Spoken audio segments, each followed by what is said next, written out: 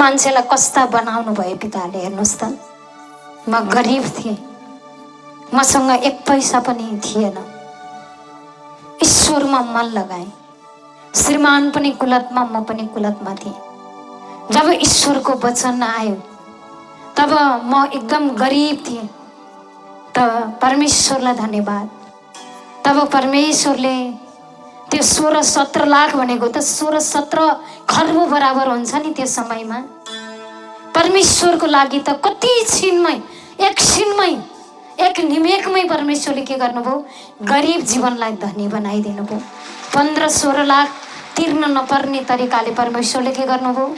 दिलाउनु भयो। तब छोरीलाई क्यानाडा पुर्याएर सबै काम टार्न सक्ने, मलाई पनि पठाउन सक्ने ईश्वरले बनाउनु भयो। हेर्नुहोस् त, यो मानिसको बुद्धिको लागि त असम्भव हो नि त। मानिसको बुद्धिको लागि त